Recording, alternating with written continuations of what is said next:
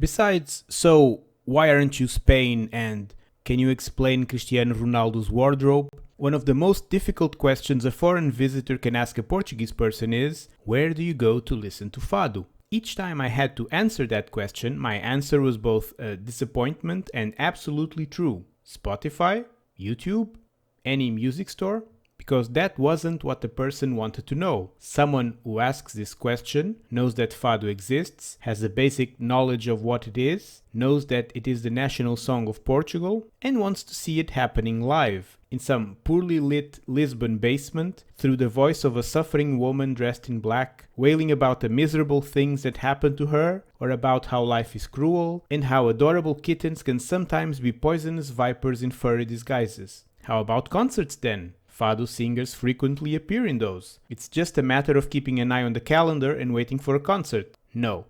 A stage, lights, assigned seats, paid tickets, an audience of hundreds. Not genuine enough. Not the real experience. And where can you listen to this real, genuine Fado? Well, in Lisbon and some other places in Portugal. 80 years ago, when the terrible things Fado singers sing about were happening around them, frequently as they sang, surrounded by criminals having knife fights and trying to prevent the blood from staining their black clothes, when the word for a Fado singer, fadista, was a synonym of prostitute. Sure, there are places you can go today without a time machine and listen to Fado. Half a dozen of casas de Fado, mostly owned by singers, intimidating places where only people with a PhD in musicology, 10 years of experience as a professional Fado singer, or a knife lodged across the neck are allowed. And a huge number of other casas de Fado, easier to find, where a small plate of olives costs 20 euros and where the main musical attraction is the best Fado singer in Poland. I realized just now that it is possible you've watched this far and don't know what this Fado is. If that is the case, you can Google Amália Rodrigues right now. Or you can ignore all of this.